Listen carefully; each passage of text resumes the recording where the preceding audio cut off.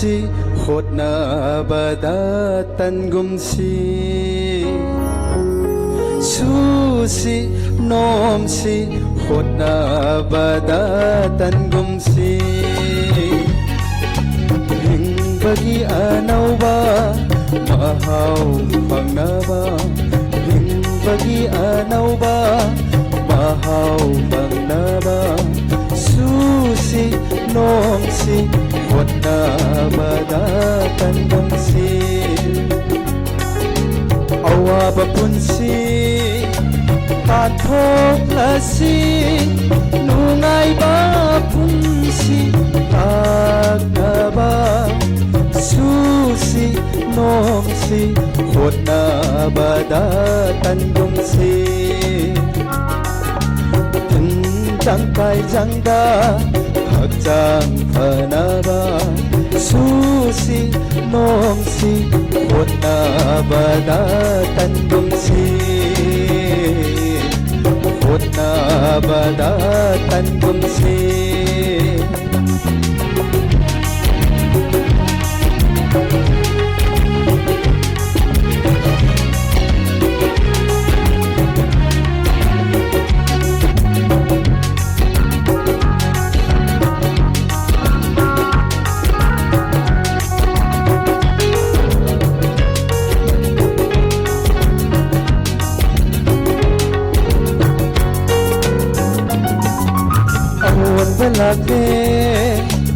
awan balakle magda sang silasi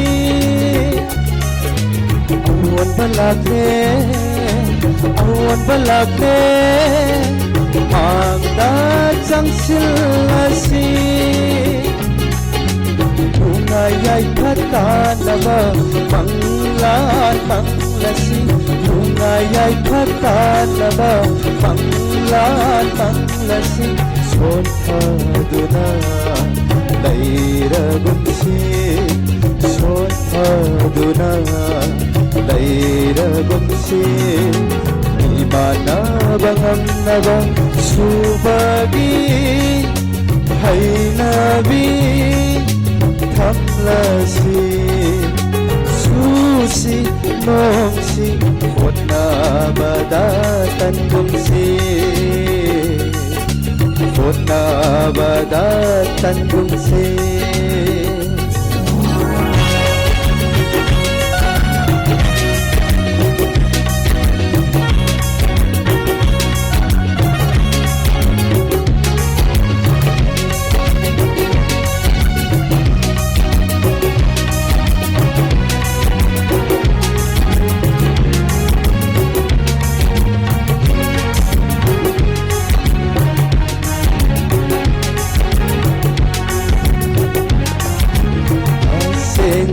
Isagi kumangirik na Aseng isagi kumangirik na Talasi Talasi Tare seja Tungsilasi Tungsigilan Tungsilasi Tungsigilan Lebla sinipal tangba Lebla sinipal tangba Kari gitol nahi kari Kari gitol nahi kari Susi nomsi Hotna badatan gumsi Hotna badatan gumsi Thank you.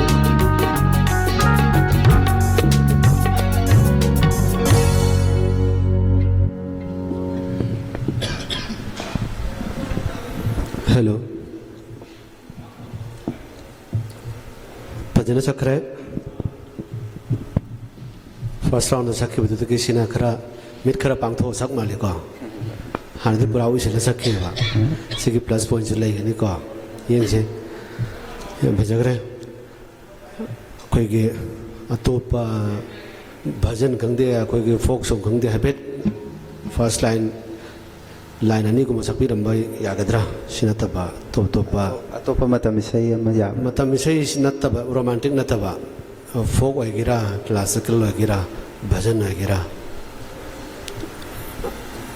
adu agadi line ani katang Secular gi isai. ha Secular gi ama sota kya. second year ke kari Sota kya. classical haja adu palam hoy ai kai rag mamin kari Sota kya. Pia ki na jai. kari rag no adu पिया के नजरिया हो जाएगी बेम परिमाण सक्रे का अदुन तब तो पफा दबरा तमदंगारिया ओ होय सक अदु के राग दि खंग बदि होने दिना कदि राग न तब जा खंगचे त्रे दु ओ मानो जि पन के बनि मानो छ ताहुद्रबा राग यमन हबने का मागी स्वर से कई कई न दुदिया राग यमन जिके स्वर कोमल लाइव ले तीव्र हाबले शुद्ध हाबले दिनु का अद यमन जिके स्वर से कई कई खंग खंगब्रा रे कोमल ना अते दिके कई न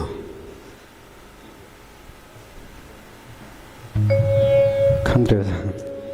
रे कोमल द लाले को रे कोमल नते तीव्र मा होय गदबा अच्छा अते मैम लोय शुद्ध होयबा तीव्र मा खतंग शुद्ध छोड़ दे तो तीव्र माँ आदि शुद्ध छोड़ तारे तो माँ तो तीव्र हो हिंगी बने अते दिलो ने शुद्ध लो इधर निका नंग शक्पत तो तुम यार करने आरोप रोंग तक हर मगा लाइन आने कतंग चलो ने पिया के नजरिया सा रे का हम तो को स्केल दे भजना तार का सौ को सा रे गा मा पा दा नी सा हम तो को वो स्केल तो करी स्केल ना जी दो शीशा को मत पिबियो शीर नहीं शीर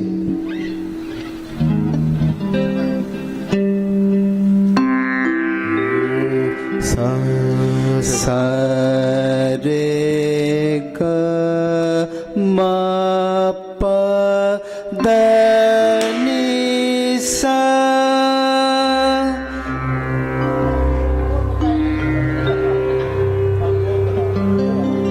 सा नी धा पा मा गा रे सा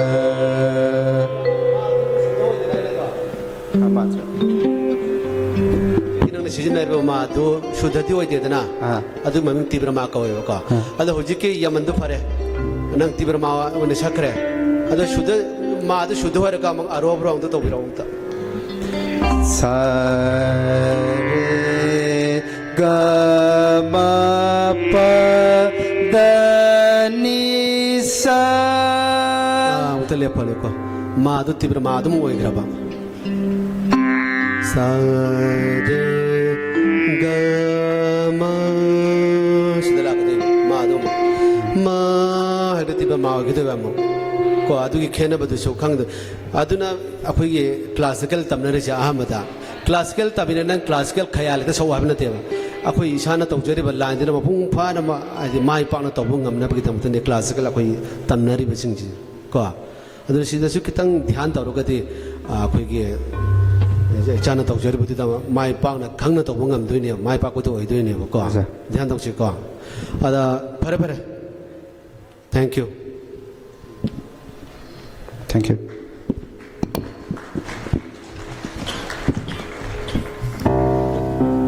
Thagasari Ningthaujam Usranjan Serial number 3 amuk koksinjage Kangabam Sanathoi Serial number 3 Kangabam Sanathoi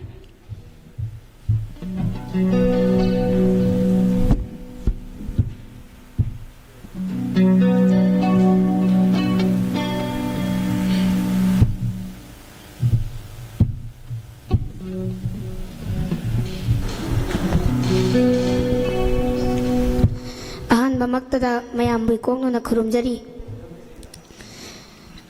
ꯑꯩꯒꯤ ꯏꯁꯩꯒꯤ ꯑꯍꯧꯕ ꯄꯔꯦꯡ ꯋꯥꯔꯤ ꯂꯤꯔꯤꯕ ꯑꯪꯒꯣ ꯆꯤꯡꯁꯥꯡ ꯑꯩꯒꯤ ꯏꯁꯩ ꯑꯁꯤꯕꯨ ꯏꯕꯤꯔꯛꯄ ꯑꯣꯖꯤꯠ ꯀꯨꯃꯥꯔ ꯂꯨꯋꯥꯡꯆꯥ ꯑꯩꯒꯤ ꯏꯁꯩꯁꯤꯕꯨ ꯁꯨꯔ ꯄꯥꯟꯕꯤꯕ ꯑꯩꯒꯤ ꯑꯣꯖꯥ ꯖꯤ ꯁꯨꯔꯆꯟꯗ꯭ꯔ ꯁꯔꯃ ꯑꯩꯒꯤ ꯏꯁꯩꯁꯤꯒꯤ ꯁ꯭ꯀꯦꯜ ꯁꯤ minor Tal Dadra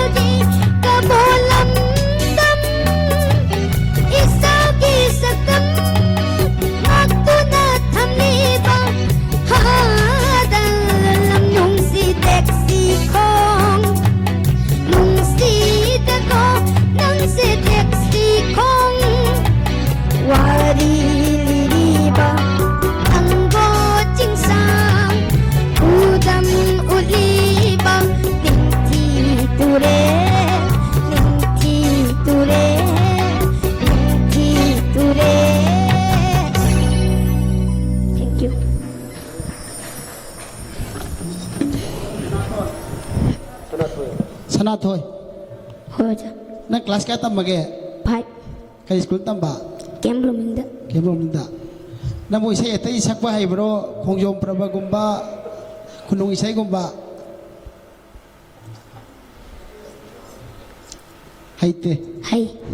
ให้อะอัตสามุนคุณลุงอีใช้นะคงยมประบอัตสามุนเนี่ยให้บรอ คงยมประ อัตสามุนมาที่อัตสามุนเนี่ยดโลปุสลาวรอสามุนสามุนมาที่อัตสามุน ngày đêm kê imagi hang laba tâm bạc sida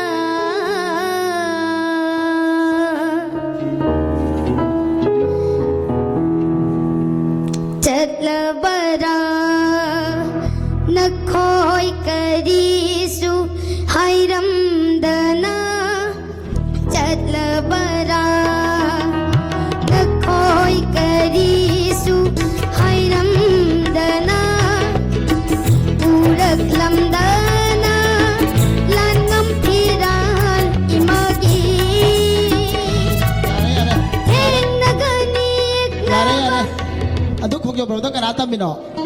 Jisu Chandrada Oh, ada kong yomประnanti ko yare pare kumdaro adu kong yom senata na yare yang pasagre Thank you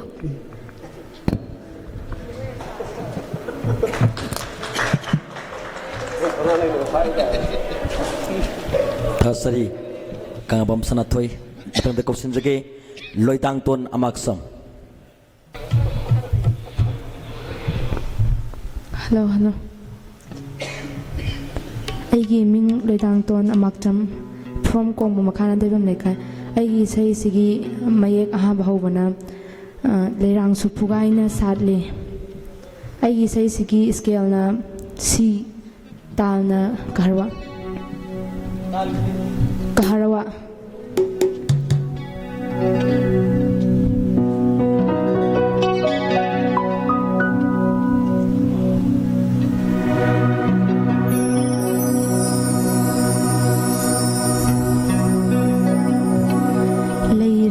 Shupugaina sadli Leishak leijuna leitingli Leirang shupugaina sadli Leishak leijuna leitingli Leinan na pugning lungali Imang suipom haurin Pugning si inaw nauri Sumhay na ningtilip lotag Ikatik naw ganaw Sarati jagoy pugning tanthada Leirang shupugai na sadi Leishak leijuna leitindi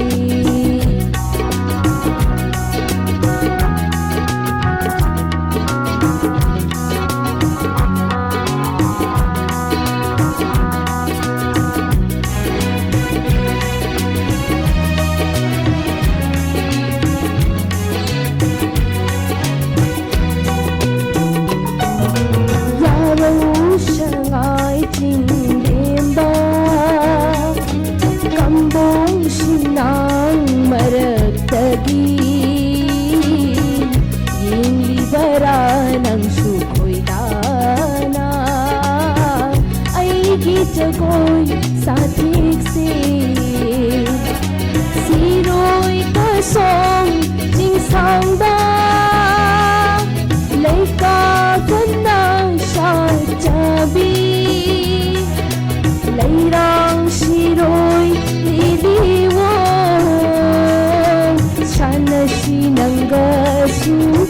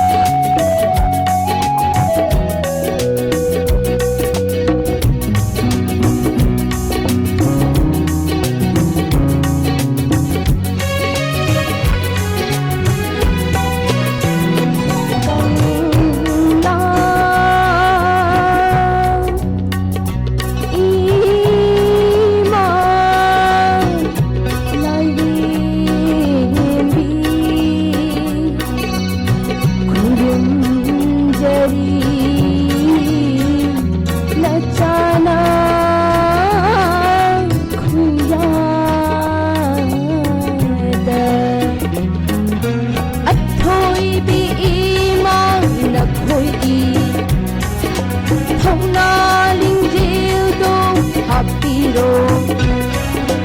Athoi bi imang na khoi bi Thona ling dil do happy ro Keep chingi na pom da yik na mayong yabad Keep chingi na pom da yik na mayong yabad Lok na thawai kat kiba Kau balay ki na khui bu Kau balay ki na khui bu Lay lang su thu gai na sa di Lay shak lay ju na lay ti Lay nam na puming nungang Imang su impom huli Bukling sinaw nauri Sumhay na nutiri long ta Thik a thik nau ganaw Sara ke jagoy bukling tan khada Lay rang su thu gai na sa di Lay shak lay ju na lay ting Lay shak lay ju na lay ting Lay shak lay ju na lay ting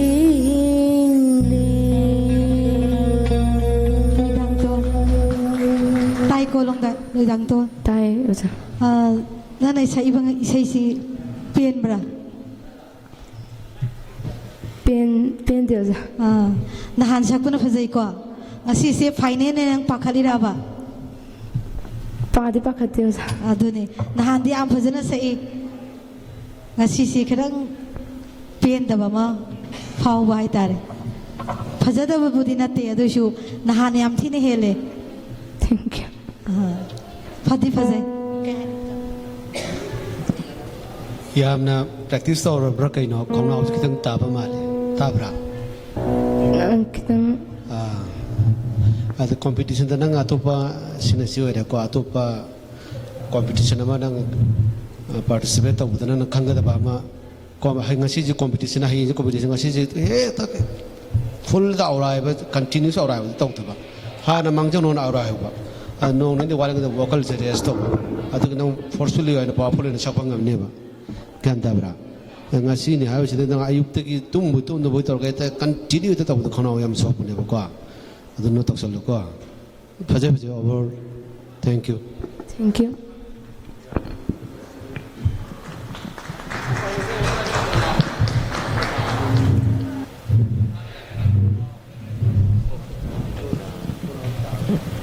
Thagasari loidang ton amaksam serial number 5 amuk kausinjage Oinam Kabin Kumar and Sindreksi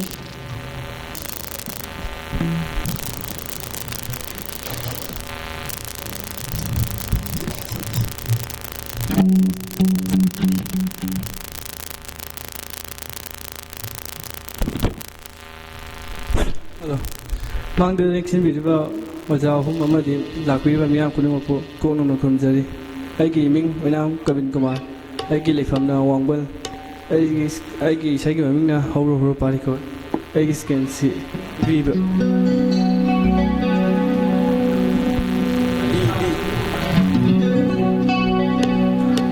Marta Nipan.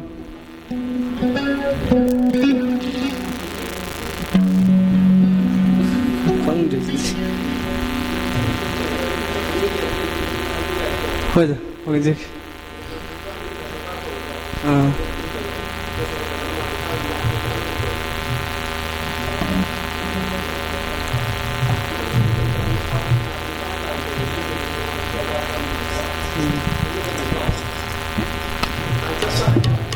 That's a bit. I had the yard the winning over.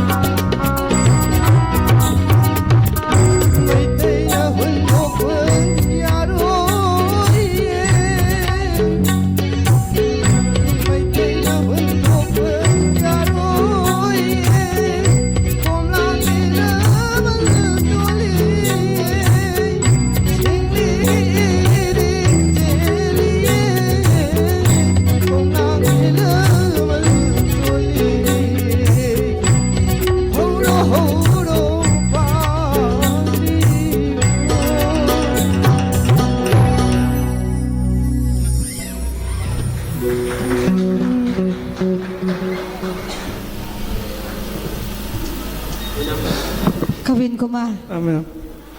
अखोद इसो ताहंद्रे नंग थंद ताले ताब्र नंग नंबु ताजब्रब सईदो खितंग microphone नक्सलदी याम फजगदबने नंग मंगगदम साब मालेको नहानसु याम फजे ngasi competitor सिंसे पाखतपरा कइनो खंगदे फजना साहनिंगबको मयाम सिदा नंगी वोकल फजबदो फजना ताहनबदोने पामिसेको अदो जा करी तक कोई कविन कुमार हो सके स्केल दो नहाना सके स्केल दो सब मानबरा हंदे मानदिया वांखलीरा हंदबा अमा हंधबा हंधरजो अदुम वांगना अदुम ताइनेना अनिगुमा हंधरमदि नंगे नंग वोकल के रेंज नंग खंगजगदमने कदाय भौद फजना सकप ngamgada तो अदु खंगदोक याम दरकार लेको अदुगा कोई कविन कुमार कोई के नट संकीर्तन की स्टाइल से नतबा अतोपा हुजिक सकनरिबा रोमांटिक सॉन्ग मॉडर्न सॉन्ग से सकपी बंगमद्रा इसे अमा हेता लाइन अमानि दंग ता जगे सब स्केल अंता हबियो ताल हबियो मयामदा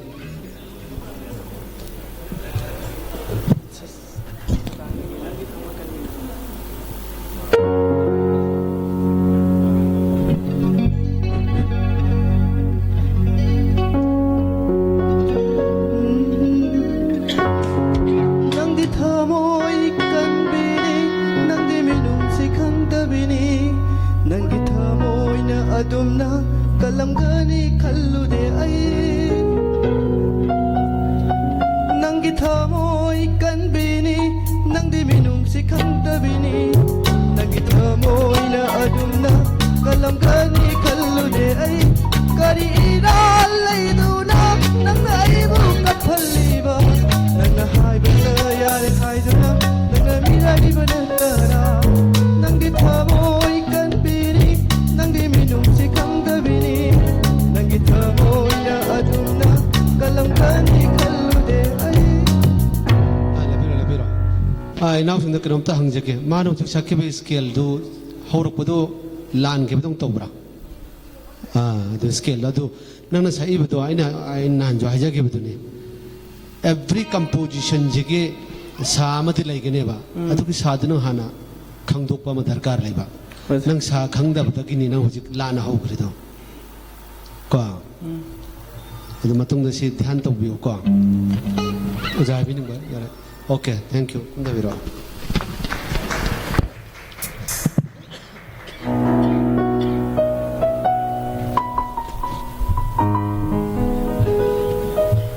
तगसरी मथंगी से नंबर मंगा सुबह को खंजगे रविचंद्र असैबम असी मंगा सुबह कंप्यूटर रविचंद्र असैबम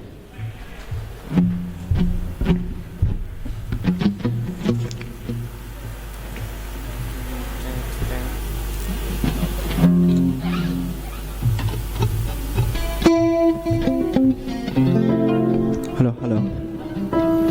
अहनब मक्तदा तिनबिरबा मरुप मपांग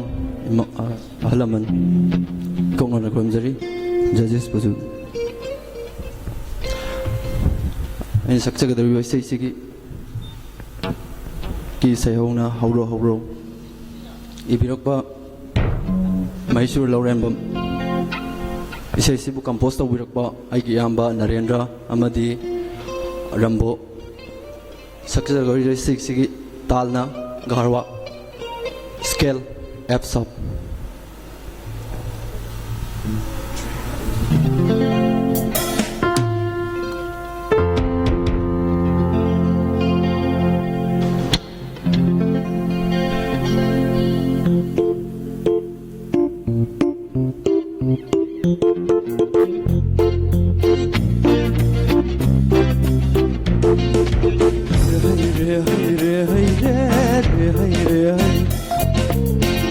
hey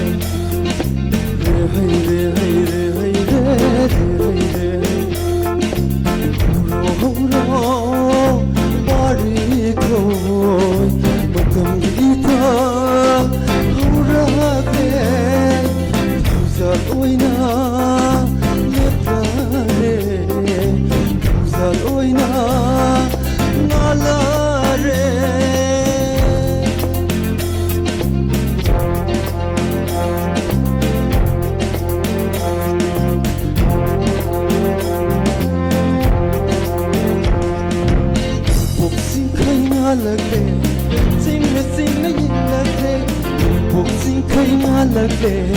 จริงนะจริงนะยังลักเลบีจิกลักคงลักเล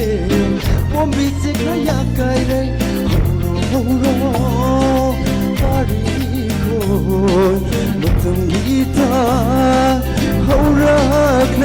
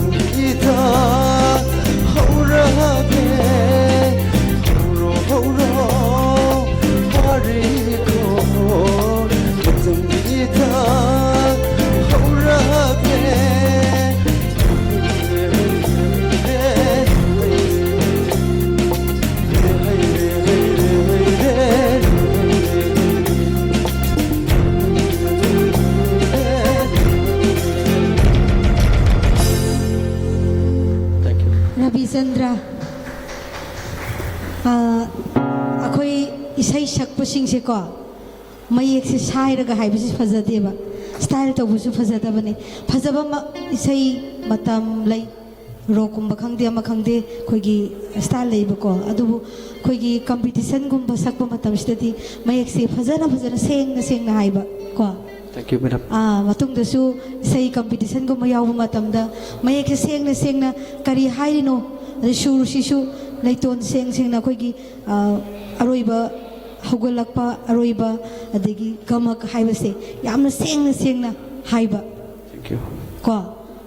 साइगनो मयेक को स्टाइल तौगनोबा सैद याम फजैबा सुदो ना फजना सामगदी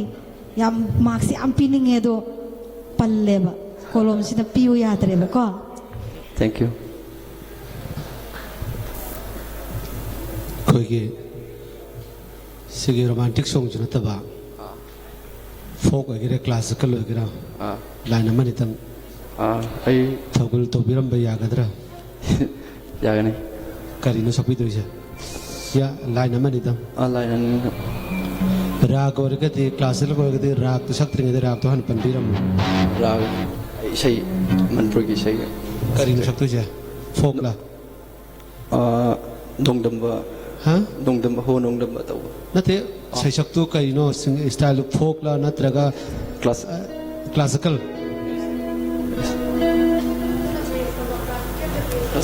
प्योर क्लासिकल फोक इन तो दी the Piper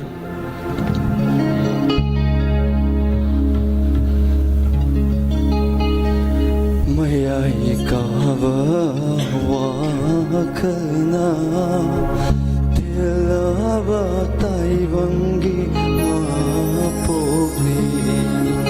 नीलोक नाफम ओइराबा मापोगी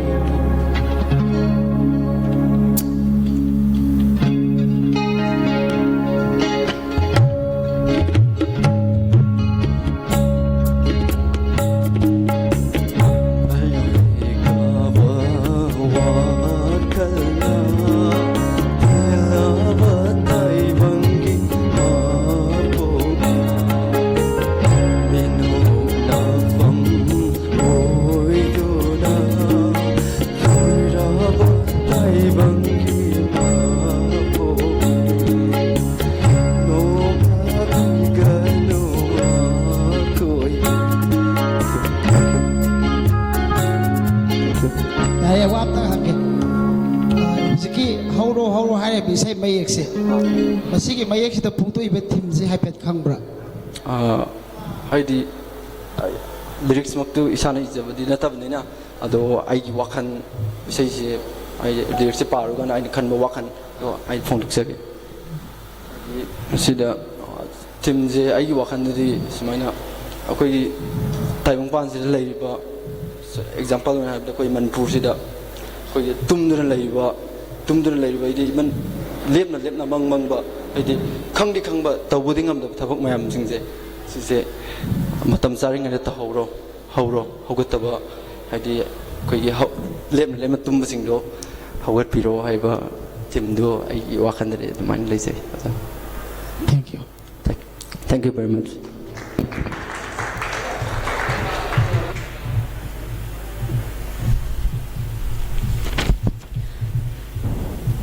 Thagatsari Rabichandra Saibam Marakthana ngasigi Sangai School of Music na pangthokjariba song competition asida sponsor tawbirakhiba ikai khumna jariba singbo muktang nolukna lauthokjage ISBS Suruwai Thadoi Film Production Smart Security Service Ganglai Mami Production Ipak Film Production Manipur Animoni Studio Production Deep Sound and Light Wangkai Apple Band Manipur MPS Enterprises Ningthem Pukri Mamang Ningthibi Recording Studio Loinanang asigi online partner da Tantha Radio Loktak Impact TV AIR Impal Loinana Hozik ma khoina ngasigi final round oina pangthokjariba song competition asida Studio Dominance na khoigi live YouTube da live thabiri makhataba competitor nolukna kausinjage Serial number 7 Mainam Deepika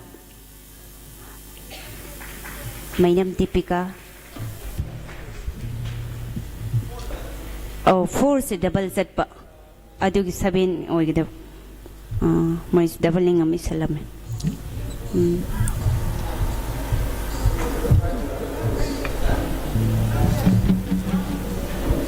Hello. अहंबमक्तदा lesson बेरवा जागरू ma'am खाय पुनमकु इकोंगनो खुरुमजरी आइगी मिंग माइनम दीपिका आइगी सैगी अहोब पारेंग पंथौ इंखोल चाइगोइनुंग आइगी की ई तान दाद्रा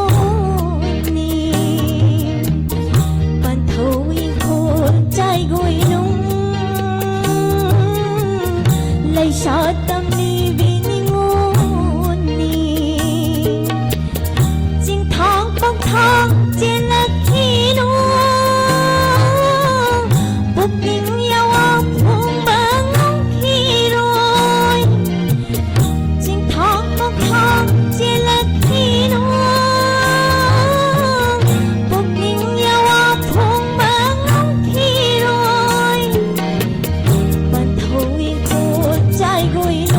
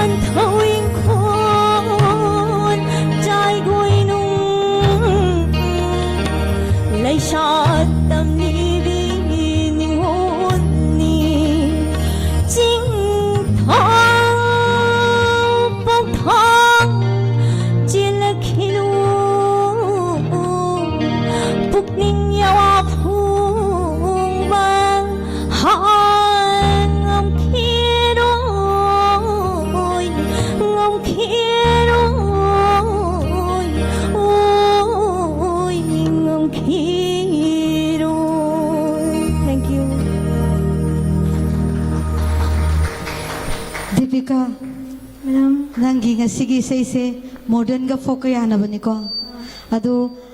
ꯃꯣꯗꯔꯟꯁꯤꯗꯤ ꯑꯗꯨꯝ ꯐꯖꯩ ꯑꯗꯣ ꯐꯣꯛꯀꯤ ꯂꯣꯏꯁꯤꯜꯂꯛꯄꯒꯤ ꯅꯤꯡꯉꯣꯜ ꯍꯥꯏꯕꯒꯤ ꯁꯨꯔꯁꯦ ꯅꯪꯒꯤ ꯐꯣꯛꯁꯤ ꯈꯤꯇꯪ ꯌꯧꯕ ꯋꯥꯠꯄ ꯑꯝꯇ ꯍꯥꯏꯕꯤꯌꯨ ꯁꯊꯥꯏꯒꯤ ꯂꯩꯁꯥ ꯇꯝꯂꯤꯕꯤ ꯅꯤꯡꯉꯣꯜꯅꯤ ꯍꯥꯏꯕꯗꯣ ꯂꯩꯁꯥ ꯇꯝꯂꯤꯕꯤ ꯅꯤꯡꯉꯣꯜꯅꯤ ꯍꯧꯖꯤꯛꯇꯤ ꯈꯤꯇꯪ ꯇꯥꯏ ꯉꯁꯥꯏꯗꯤ ꯌꯧꯗꯦ ꯑꯗꯨꯅꯦ ꯑꯩꯈꯣꯏꯅ ꯊꯤꯔꯤꯁꯦ ꯅꯪꯒꯤ ꯑꯁꯣꯏꯕꯗꯨ ꯉꯥꯛꯇꯅꯤꯀꯣ ꯑꯗꯨꯅ ꯆꯦꯛꯁꯤꯜꯍꯧꯒꯗꯕ ꯑꯣꯖꯥ ꯑꯝꯇ ꯁꯦꯀꯦꯟ ꯑꯟꯇꯔꯥꯒꯤ ꯈꯣꯏꯅꯧ ꯋꯤꯠꯇ ꯀꯔꯤ ꯍꯥꯏꯕ ꯂꯣꯟꯗꯤꯟꯅꯕꯤ ꯀꯔꯤ ꯂꯣꯟꯗꯤꯟꯅꯕꯤ ꯑꯝꯇ ꯍꯥꯏꯔꯛꯎꯅꯦ ꯈꯨꯏꯅꯧ ꯂꯥꯁ ꯈꯣꯏꯅꯧ ꯋꯤꯠꯇ ꯈꯨꯏꯅꯧ ꯏꯇꯥ ꯂꯣꯟꯗꯤꯟꯅꯕꯤ ꯍꯧꯖꯤꯛꯇꯤ ꯃꯌꯦꯛ ꯁꯦꯡꯉꯦ ꯉꯁꯥꯏꯗꯤ ꯁꯦꯡꯉꯝꯗꯦꯀꯣ ꯈꯣꯏꯅꯧ ꯋꯤꯠꯇ ꯂꯣꯟꯗꯤꯟꯅꯕꯤꯗꯣ ꯑꯩꯅ ꯍꯪꯒꯦꯅ ꯍꯪꯉꯤꯅꯦ ꯀꯣ ꯑꯩꯗꯤ ꯈꯪꯉꯦꯕ ꯑꯃꯨꯛꯀ ꯍꯪꯒꯦꯅ ꯍꯪꯉꯤꯅꯦ ꯂꯣꯟꯗꯤꯟꯅꯕꯤꯗꯣ ꯍꯧꯖꯤꯛꯇ ꯇꯤꯜꯂꯛꯄꯅꯤ ꯉꯁꯥꯏ ꯇꯤꯜꯂꯝꯗꯦꯕ ꯉꯁꯥꯏ ꯂꯣꯟꯗꯤꯟꯅꯔꯝꯗꯕ ꯍꯧꯖꯤꯛꯇ ꯇꯤꯜꯂꯛꯏꯅꯦ ꯀꯣ ꯑꯗꯨꯃꯥꯏꯅ ꯏꯁꯩ ꯁꯛꯄ ꯃꯇꯝꯗ ꯃꯩꯇꯩꯂꯣꯟꯁꯦ ꯌꯥꯝ ꯂꯨꯕꯅꯦꯕꯀꯣ ꯂꯣꯟꯗꯤꯟꯅꯕꯤꯅ ꯍꯥꯏꯕꯗꯣ ꯍꯧꯖꯤꯛꯇ ꯇꯤꯟꯅꯕ ꯉꯁꯥꯏ ꯂꯣꯟꯗꯤꯟꯅꯗꯕꯤꯅ ꯇꯧꯋꯦꯕ ꯑꯗꯨꯃꯥꯏꯅ ꯃꯌꯦꯛ ꯁꯦꯡꯅ haid꯭ꯔꯒꯗꯤ ꯃꯤꯅ ꯀꯔꯤꯅꯣꯅ ꯈꯪꯗꯕ ꯍꯥꯏꯇꯥꯔꯦ ꯑꯗꯨꯃꯥꯏꯅ ꯑꯗꯒꯤ ꯐꯣꯛꯀꯤ ꯑꯔꯣꯏꯕꯒꯤ ꯁꯔꯨꯛꯇꯁꯨ ꯂꯩꯇꯣꯟ ꯁꯦꯡꯗꯕ ꯌꯥꯝ ꯌꯥꯎꯋꯦꯕꯀꯣ ꯃꯩꯇꯩꯂꯣꯟꯒꯤ ꯏꯁꯩ ꯁꯛꯄꯁꯤ ꯃꯌꯦꯛꯇ ꯌꯥꯝꯅ ꯗꯤꯄꯦꯟ ꯇꯧꯕꯅꯤ ꯑꯗꯨꯅ ꯃꯌꯦꯛꯁꯤ ꯌꯥꯔꯤꯈꯩ ꯃꯌꯦꯛ ꯁꯦꯡꯍꯟꯕ ꯑꯃ ꯗꯔꯀꯥꯔ ꯑꯣꯏꯀꯣ ꯑꯗꯨ ꯀ꯭ꯂꯥꯁꯤꯀꯦꯜ ꯁꯛꯄ ꯍꯩꯕ꯭ꯔꯥ ꯑꯣꯖꯥ ꯍꯩꯅꯤ ꯍꯩꯅꯤꯌꯥ ꯃꯇꯦꯛ ꯑꯃ ꯁꯛꯑꯣ ꯑꯣꯖꯥ ꯌꯃꯟꯗꯨꯗꯤ ꯑꯔꯣꯕ꯭ꯔꯣ ꯅꯤꯡꯁꯤꯡꯉꯦ ꯑꯗꯨꯒ ꯑꯇꯩꯗꯤ ꯏꯁꯩ ꯅꯤꯡꯁꯤꯡꯉꯦ ꯑꯔꯣꯕ꯭ꯔꯣ ꯅꯤꯡꯁꯤꯡꯗ꯭ꯔꯦ ꯌꯥꯝ ꯇꯥꯃꯜꯂꯦꯕꯣ ꯑꯇꯣꯞꯄ ꯑꯃ ꯁꯛꯄꯤꯔꯛꯑꯣ ꯑꯣꯖꯥ ꯄꯨꯔꯤꯌꯥꯗꯅ ꯁ꯭ꯔꯤ ꯃꯇꯦꯛ ꯑꯃ ꯁꯥꯒꯦ मागी स्वर से कहीं ऊपर आते हैं रेगा धागा कोमन ओइबा अतई दी अतई शुदांगाता माती ब्रो इधर राइजा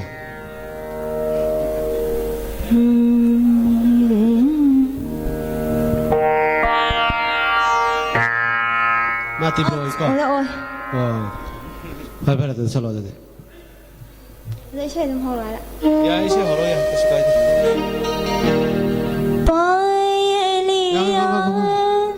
시대 사하이 지능 사두고도 잔능 사오리도 잔았더래 까이되게 하구나 또 빠이알리아도 까르만 어떻게 하구나 아두야돼 남푸다 삭바디 떠구나 거 스케일 잔은 거담니 수르 따라지 상극기디 프라니 거능 수르 아마다 따라 아마다 두디 상극 거부 야로 거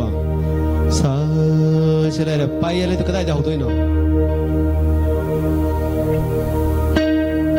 कदाई करी नोते हो गया बा पादे उधर अदु पाना आदि दे नंग पादु चारि बर्ति दे सा पा सिदा कोइन त्रा पा रा पायलिया झनकारा मोरे झनन झनन बा जे झनकारी पायलिया झनकारा यारे पूरा तरह से यामना लाइव राग नते को अदु सुर चादर गति मसी मुक्के है ना क्लासिकल सीधा बोइनो थोका तो इने मसे नद्रा अदुना यामना साधना तो वो मसंग मसी कनो से पूरा धना श्री जी से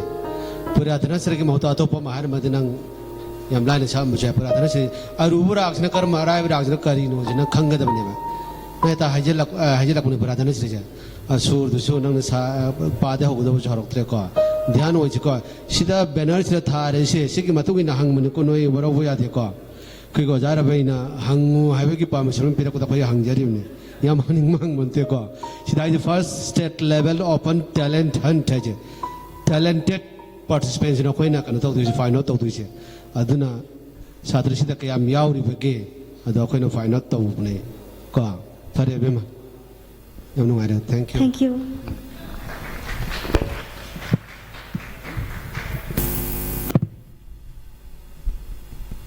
Tarsari Mainam Deepika Mathangi competitor Wangjam Lingjel Thoi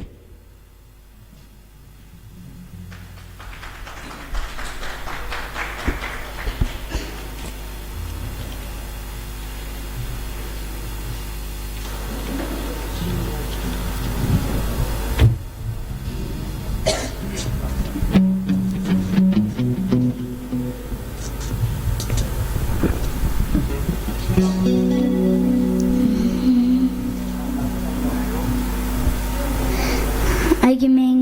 ꯋꯥꯡꯖꯝ ꯅꯤꯖꯦꯟꯊꯣꯏ ꯑꯩꯒꯤ ꯏꯁꯩꯒꯤ ꯑꯍꯥꯟꯕ ꯃꯌꯦꯛꯅ ꯂꯩꯔꯥꯡꯁꯨ ꯐꯨꯒꯥꯏꯅ ꯁꯥꯠꯂꯦ ꯇꯥꯜꯅ ꯀꯦꯍꯔꯋꯥ ꯁ꯭ꯀꯦꯜ ꯁꯤ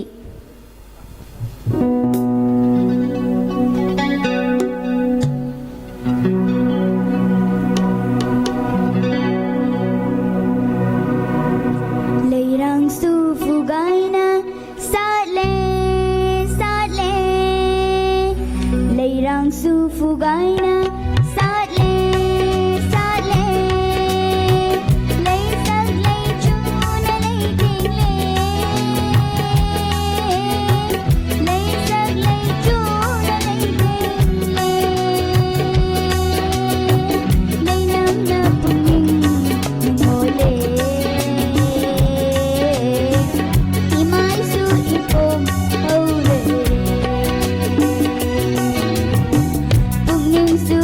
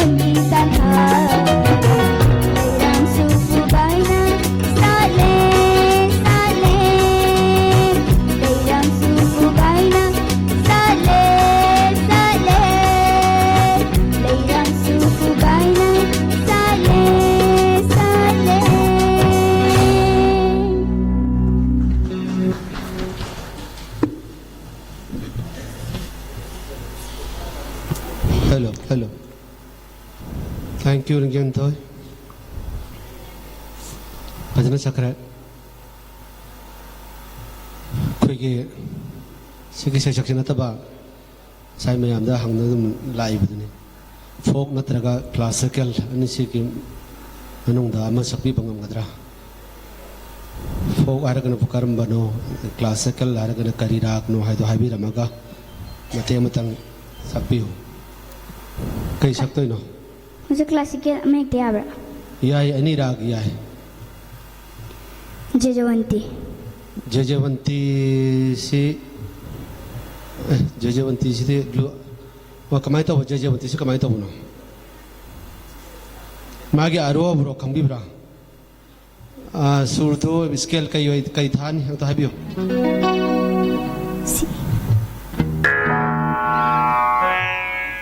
magi arwah bro yang tahu bio Jajawanti ke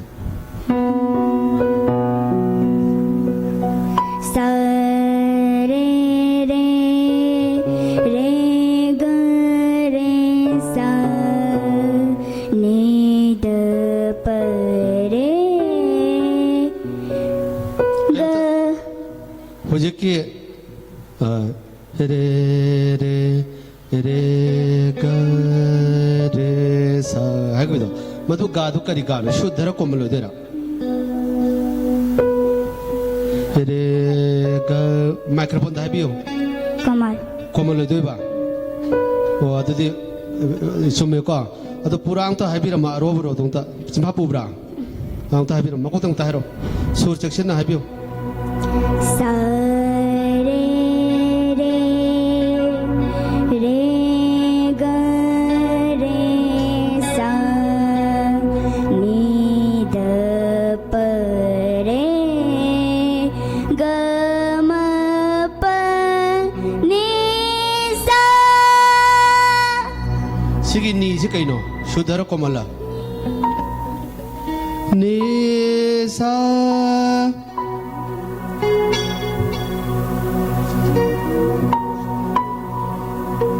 सुधा kuinjangida ada abro tong ta pharam ta haidok piro सा नी द म ग सा sumbra sa ni dha pa dha ma re ga re hai binatra kaurira fare fare adun to pa rag de khangbi bra jajawanti sinataba nan yam phajana khumbi ki buda ai hanga imni ko to pa rag de khangbi balai bra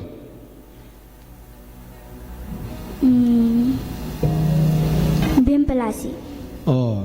nem bela se me ai ge yam no khai pam jabra amne asha to ge yam phajana sakbi rakani hai nem bela si je kai ge ishwar na ma ja kari kari ishwar change ba komal kaya yauge अनि kai no ग ग नी ग gag ni ko komal very good age aro bro to khangbi bra uno farna to piram os scale da pipio नी सा ग म नी सा phajana ke antara habio ni sa ग म नी सा ग म प नी सा सा नी द प म ग रे सा to ngai bi ko ai smasi ai na lale chumi hajar ro ge sida basi khongi bo ja chi so music college ke chhatra ne mango de hang ke mag bim plus ti sumra aro bro cha mag ta habi ro lala kamai lali no nangi ni ko mol do ta yam ta da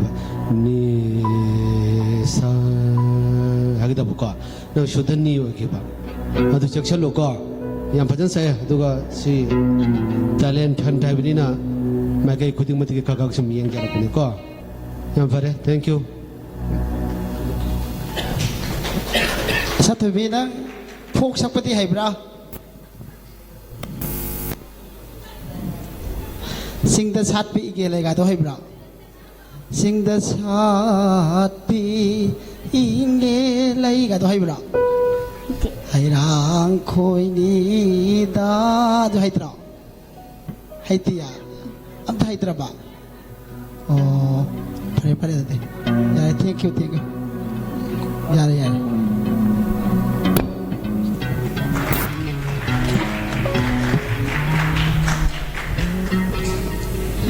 Thagasari Wangzam Lingzenthoi Mapan Suba competitor ama kausinjage Sanam Anuradha Langsin Biraksi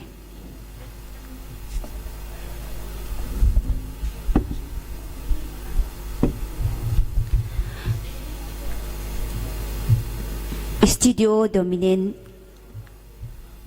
Nge mai kai degi khoi ge live hojik pangthok sariba song competition se live thasari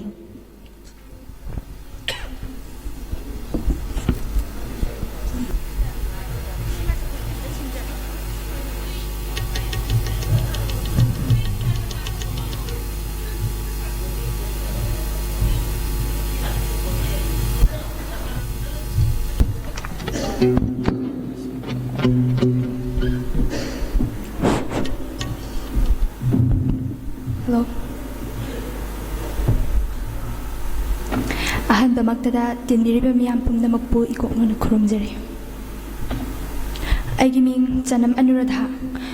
Aina sakjagadariba isai title na Nuja Sainon Samlangna. Talna Dadra Amadi Kemtal Scale She.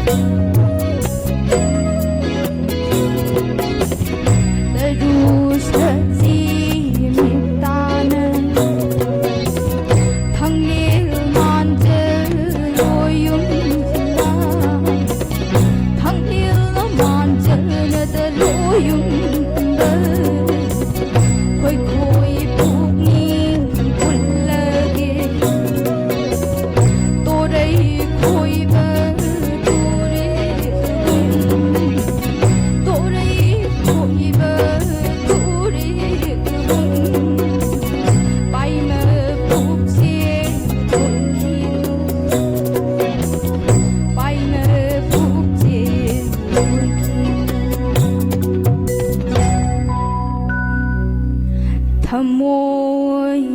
ya kai wa do wa khali sang tha khe ni mol thamoi la ka se mai wai na khai jere hai mai wai na khai jere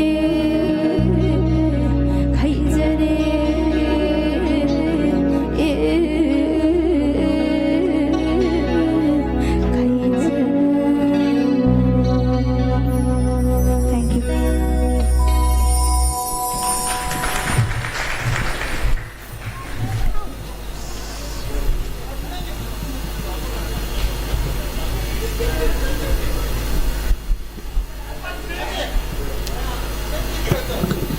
Anuradha,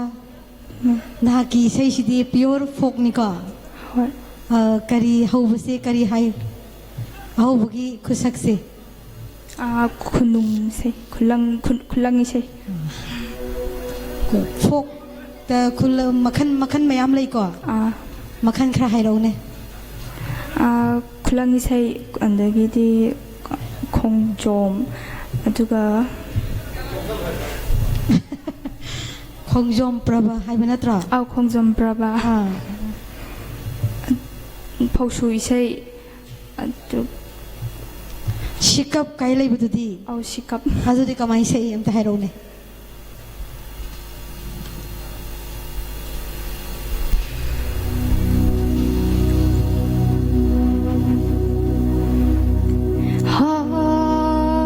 ban thâu si de ba ban thâu si de ba ai bi kolgi Natul sikap la.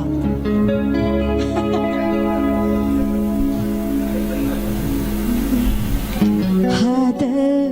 pari nushiba. Sebagai usia sikap.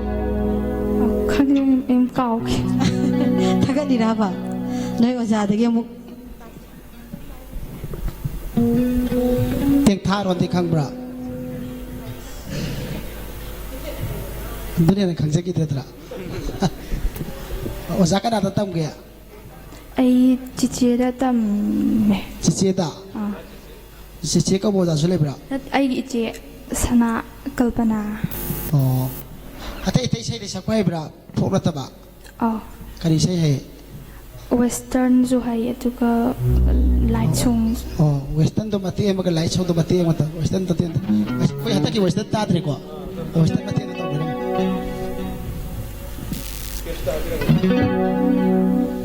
western ye mi su ma le ko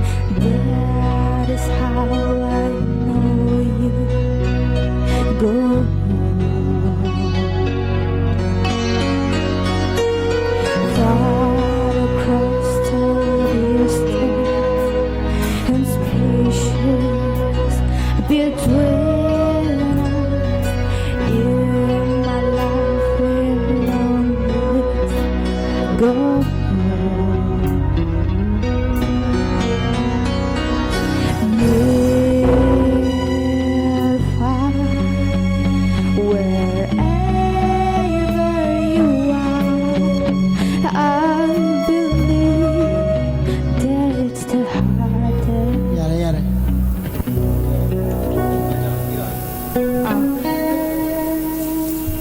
Atai classical te sakpa hebra. Oza aise classical de tamba hobada ngaijari. Oh. Ah. Yare yare.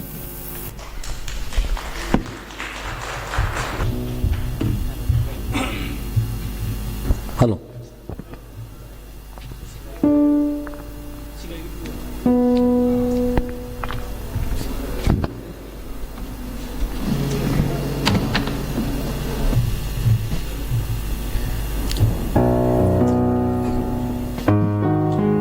Maratana. Masigi Shanghai School of Music na sinjariba first level music talent han music competition 2018 gi ahanba competition gi winner adu koi tanthana koi unplug recording da koi madu koi na original koi madu track to jagani madu gi nungai pop ta ngasi myam tham jage martana ngasigi koi gi competitor singi koi ngasi gi program si lora matung da koi cultural dance amadi koi gi track dance habitare isai gi madu gi program su thamjari mathagi competitor Mutum Singlemba Kausin jage Mutum Singlemba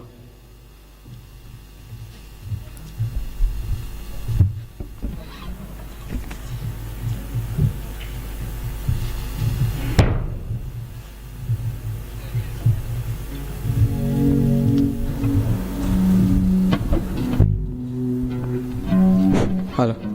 check An mamakta tinbi mamyam punamak pui ikong nono kurumjari aduga mathang sana ai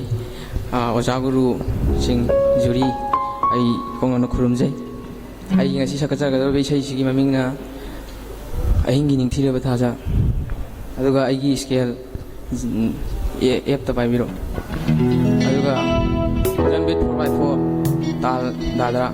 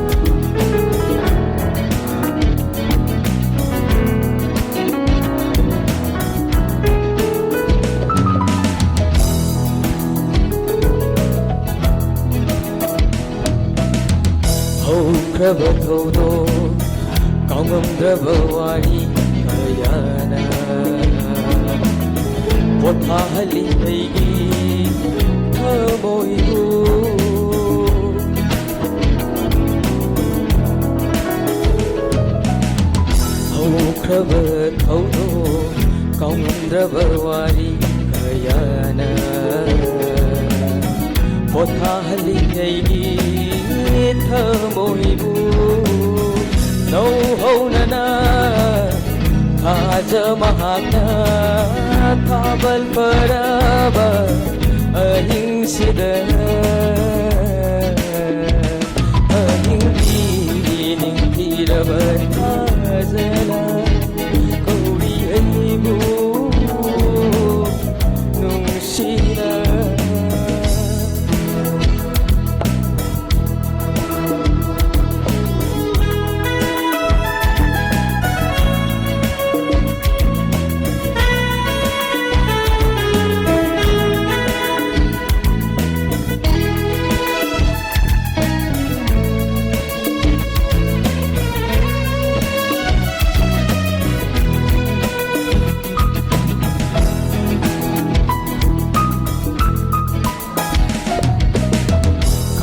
phong lấy tờ ai đi buồn xí liềm hầu đi bờ tang cơ khờ xí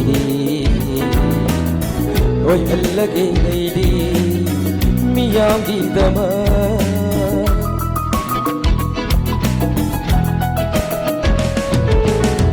cả phong lấy tờ ai đi buồn xí liềm hầu đi bờ tang cơ khờ xí ôi hân lage ngày đi mi yang đi dama nai thong tara basu ai đi pusi se ôi hân lage đi mi yang đi dama anh đi nim thi ra bờ ra nỗi ai bu nung sina nỗi ai bu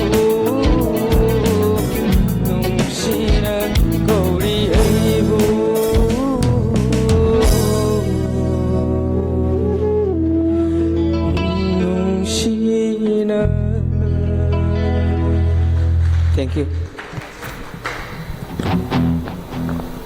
Chinglim ba?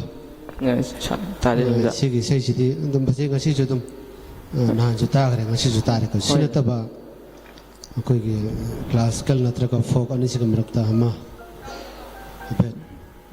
Folk ka saksa ke. Folk se kari no folk ta kari makal gi no karamano. Koi ojading sakpi ba dipu ojadipu da sakpi ba sayam saksa. ताजी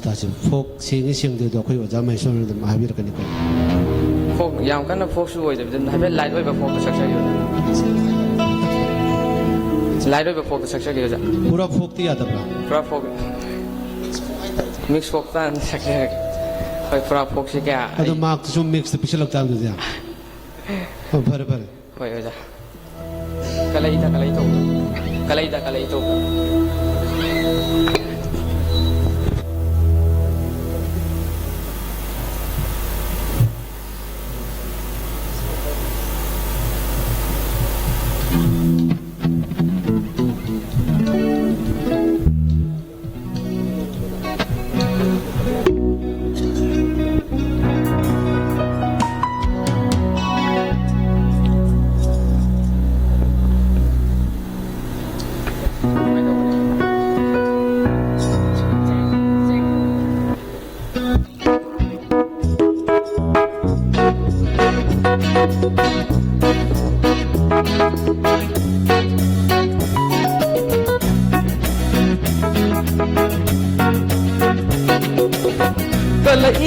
Kalai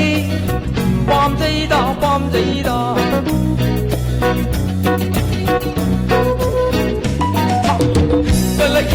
kalai bom dây da in dây da tập dây da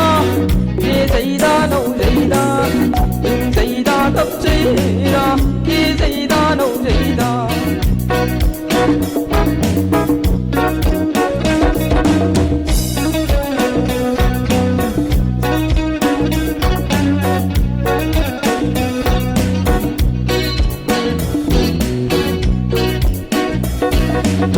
Shine a zoom zoom, shine a zoom zoom. ช้ำนักไว้ไว้ชมเลนะเธอมวยใช่ชมเลนะเป็น यारे यारे फजदे इरो लगा थाव शोक तो थोक थोक बदले जरा त्रा क्लासिकल आते इधे हाई ट्रेक वा फोका शेक बदी हाई ट्रेक वा पोशेंग बा हम सागर के तो को साई साम याद दिया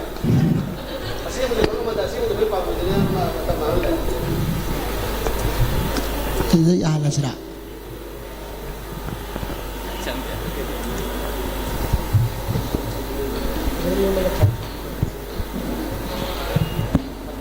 हेलो सिंगलेम्बा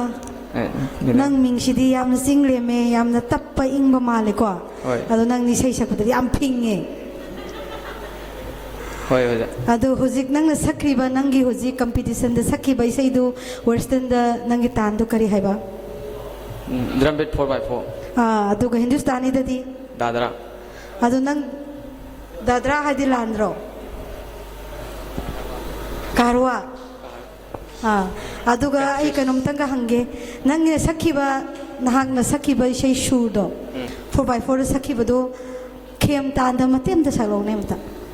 अमना ताजगे बाई शूर अमु कावगी दोरा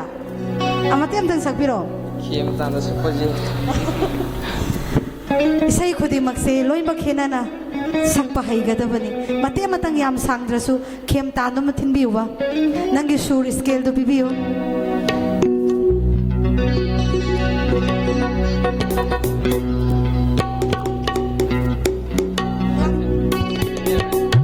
याम थू दबिदा तपना थिंदी बोइबियो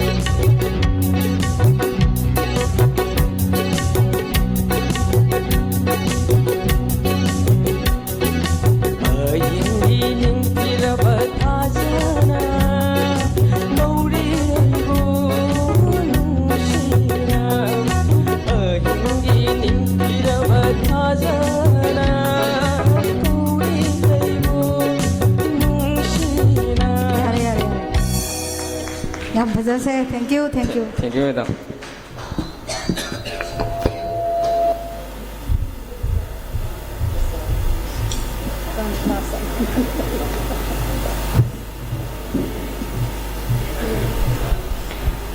Thagasari Mutum Singlemba serial number 11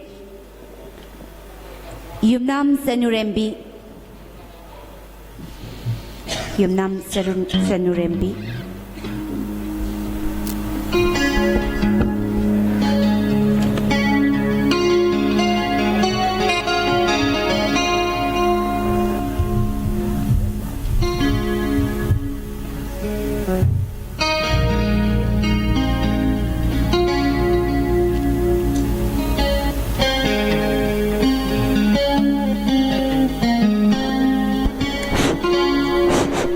ꯑꯍꯥꯟꯕꯗ ꯇꯦꯝꯕꯤꯔꯤꯕ ꯃꯌꯥꯝ ꯄꯨꯝꯅꯃꯛꯄꯨ ꯏꯀꯣꯛꯂꯣꯟꯅ ꯈꯨꯔꯨꯝꯖꯔꯤ ꯑꯩꯒꯤ ꯃꯤꯡ ꯌꯨꯝꯅꯥꯝ ꯆꯅꯨꯔꯦꯝꯕꯤ ꯑꯩꯒꯤ ꯏꯁꯩꯒꯤ ꯃꯃꯤꯡꯅ ꯅꯨꯖꯥ ꯁꯥꯏꯅꯣꯟ ꯁꯝꯂꯥꯡꯅ ꯁ꯭ꯀꯦꯜ ꯁꯤ ꯁꯥꯞ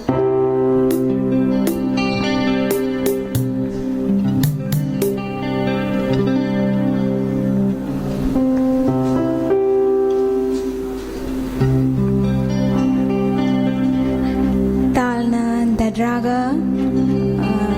ꯃꯌꯥꯏꯗ ꯁꯔꯥꯝꯒ ꯑꯗꯨꯒ ꯈꯦꯝꯇꯥꯜꯒ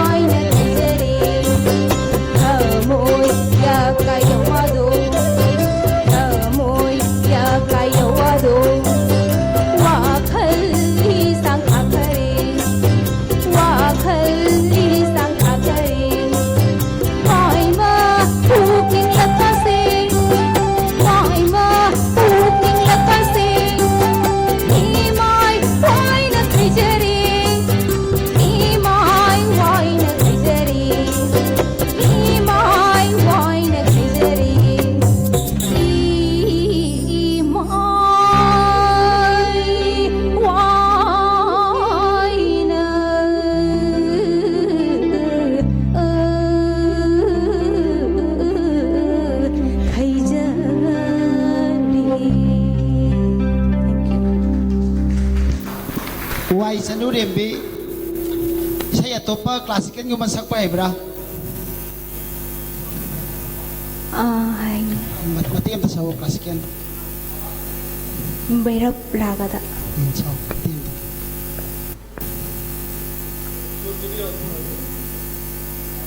ꯁꯨꯔꯗꯣ ꯍꯥꯏꯔꯣ Oza aro abroza haidera.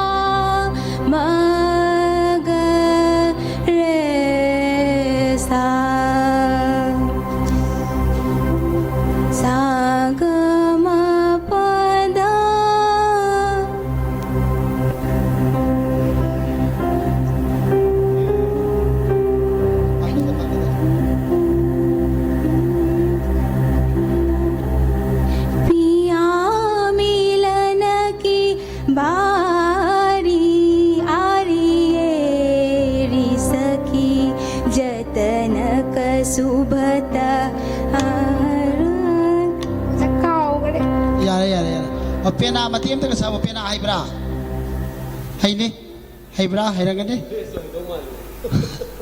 ꯄꯦꯅꯥ ꯍꯩꯕ꯭ꯔꯥ ꯍꯩꯇꯕ꯭ꯔꯥ Oza Matiam Sax. ꯃꯇꯦꯛ ꯑꯃ ꯁꯛꯑꯣ ꯄꯦꯅꯥ ꯍꯩꯔꯗꯤ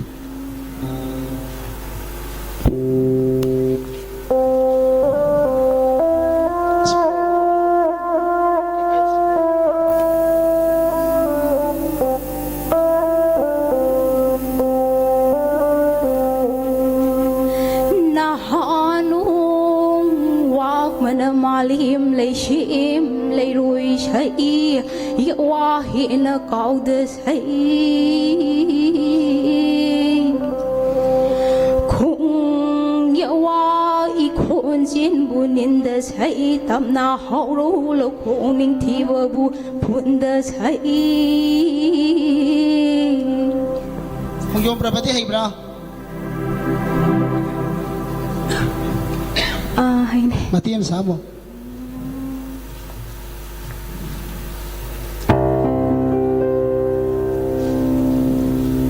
Manipur sana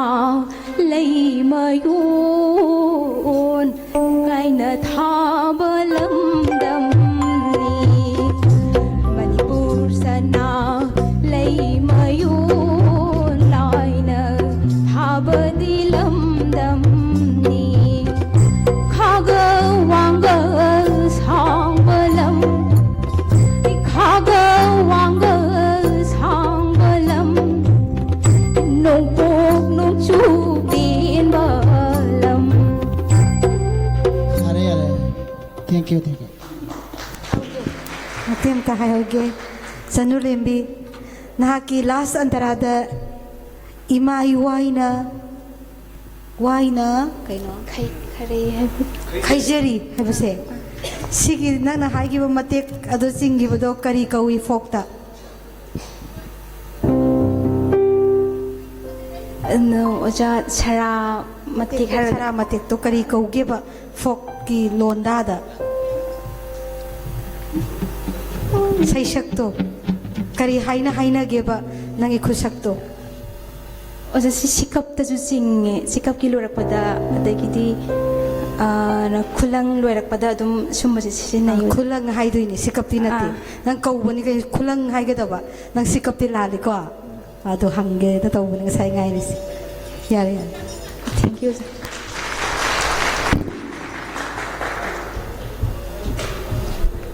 Tagasari Yumnam Sadurembi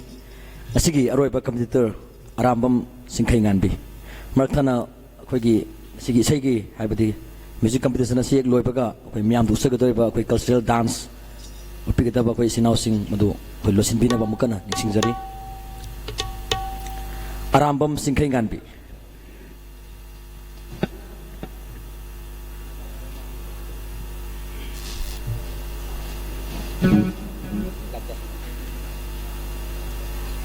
Lagre.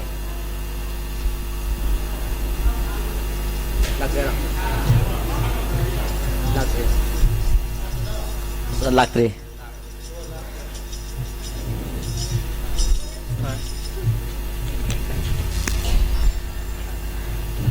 Ngasigi juri singna ngasigi mark score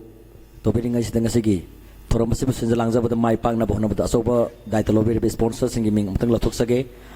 SBS Private Limited Suruwai Smart Security Service Tera Bazar the Thadoi Film Production Wangkai Kuno Ipak Film Production Kasampat Hodam Lirik Mesin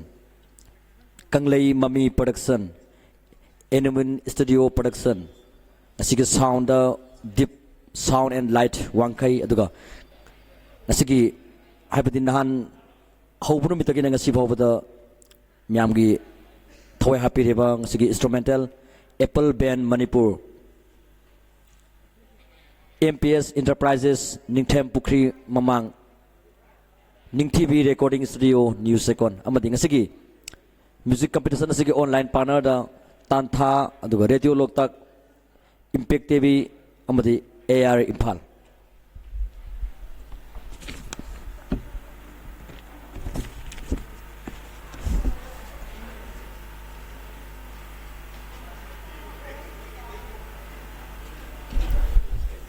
Yum da sige music competition as yang biriba Stadio Dominance ke YouTube sinem beso amukana thar phung doksare